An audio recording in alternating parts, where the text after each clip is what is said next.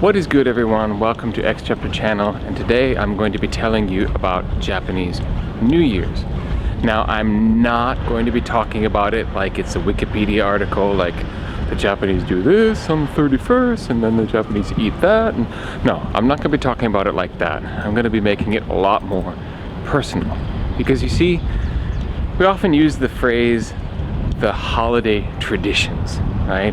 Take Christmas, for example. If you say holiday traditions, you'll think of Christmas tree, Christmas cookies, roaring fire, carols.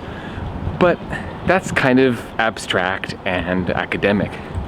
What really makes holiday traditions special is how they affect you personally.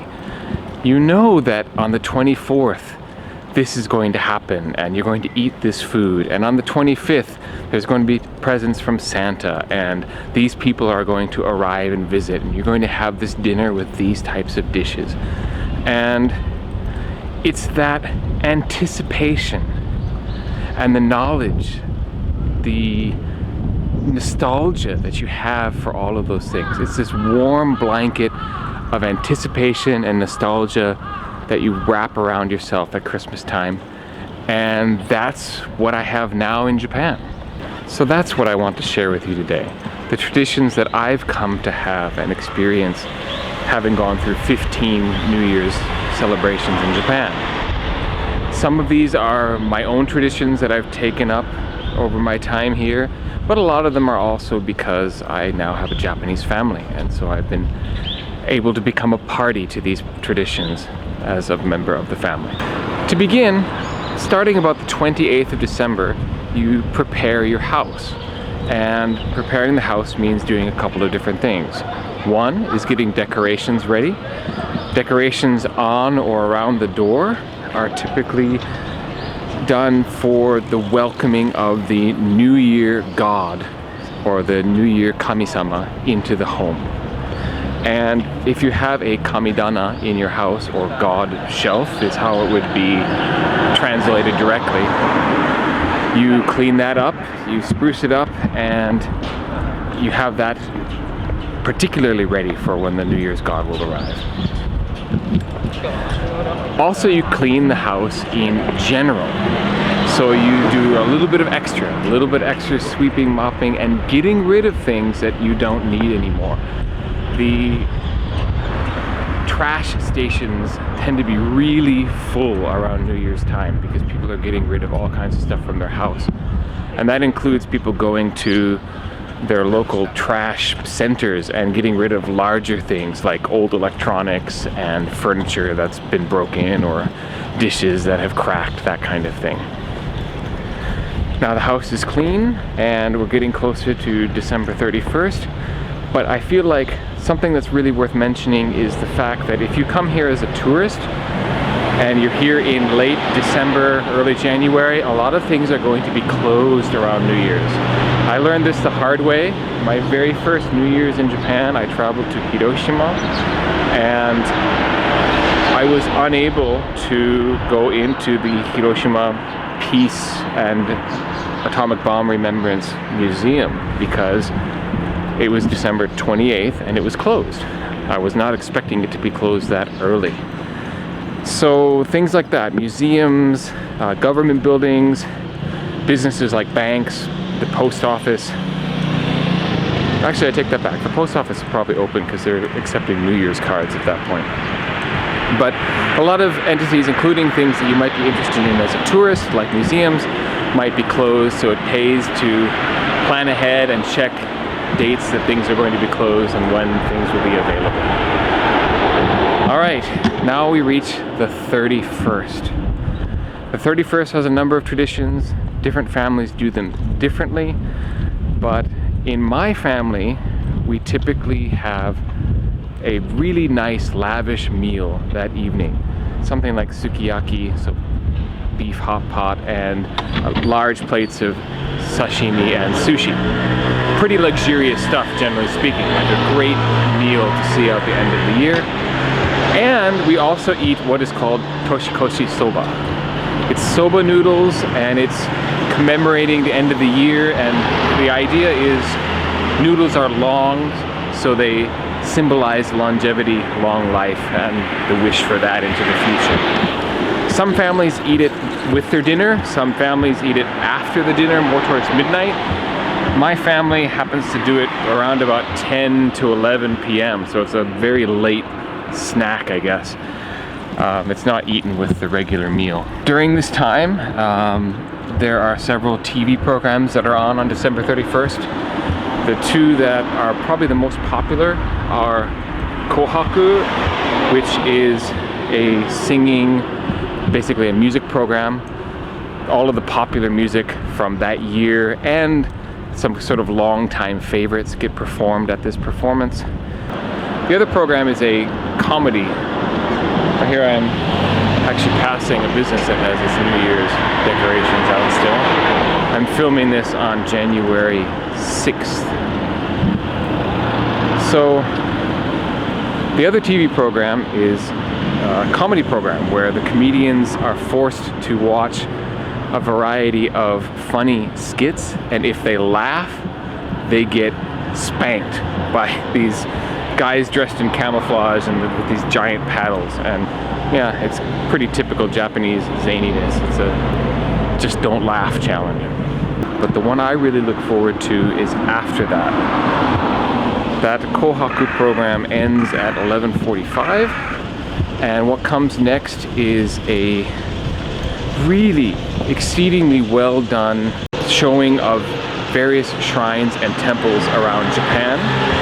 NHK, which is the public broadcaster here in Japan, they set up cameras and they have teams at these various shrines and temples around Japan, and they provide really beautiful coverage of these historic and interesting buildings and the people who are there to worship on New Year's Eve. And I love watching that part. You hear, it's become one of my favorite things to watch on New Year's Eve. And during the watching of these programs, I have my own personal tradition that I keep year in and year out, and that is I buy a bottle of Nigori Sake, which is unfiltered sake, so it's very white and almost kind of a creamy texture, and it's quite a bit sweeter than normal sake, to be honest. And if you know anything about the brewing of sake or Nihonshu, it's best in the winter. Like the freshest, best sakes come out in the winter time. So this is a perfect time of year to drink Nigori Sake and enjoy that fresh sake taste. After the show of temples and shrines on NHK, which lasts up until midnight, and they all say "Akemashite omedetou gozaimasu," which is Happy New Year, basically. My personal tradition continues as I take one glass of Nigori Sake outside, and I just stand for a while in the bracing, cold winter air and listen to the temple bells ring.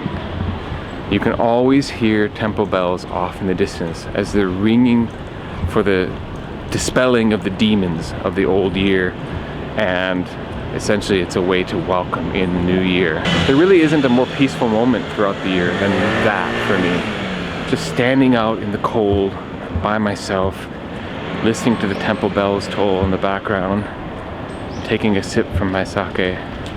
It really is a tradition I've come to enjoy on a personal level, and it's part of my New Year's tradition. The next day, there's more special food that is called osechi ryori, or osechi, which is a combination of different things. I mean, you can Google it and find the different parts, but each parts of the meal has some kind of separate meaning, mostly around things like happiness, longevity, having many descendants, those sorts of things. Each food has a particular symbolism, and I quite like it.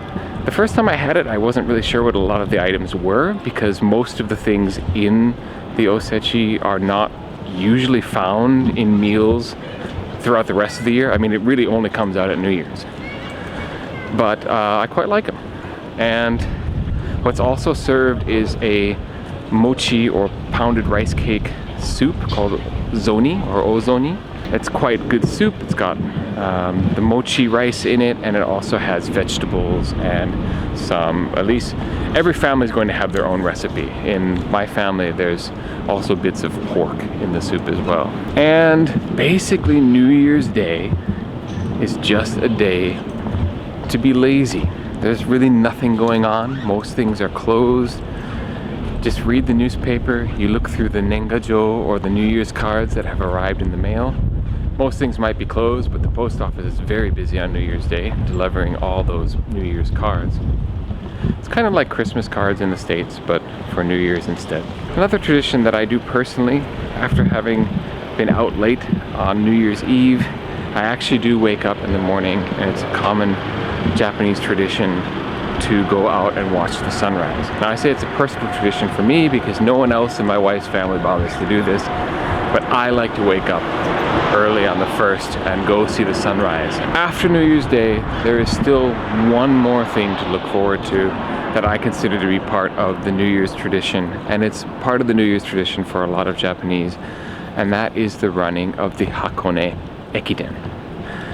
And Ekiden is essentially a long distance relay race where each participant runs not like 400 or 800 meters, but in this case, the Hakone Ekiden, each member runs about a half marathon before handing off their sash to the next runner. And it's run on the 2nd and 3rd of the new year every year. It's a tradition of like 90 plus years they've been running this race. And it starts in Tokyo and goes up to Hakone, which is the mountains area that's getting close to Mount Fuji itself. And it basically takes all morning. They run up the mountain, and it's really quite exciting. It's all these university teams, and you watch the university teams and you cheer for the universities that you like or have attended yourself.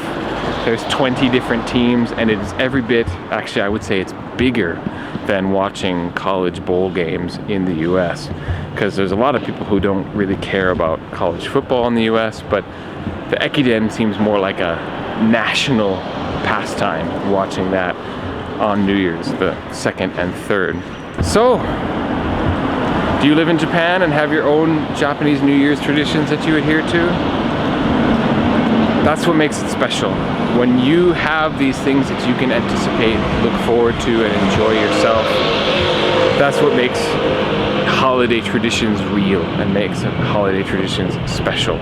Like I said, it's that nostalgia and anticipation that you have, the memories of years past, and it's really what makes a holiday like New Year's in Japan a special, special experience.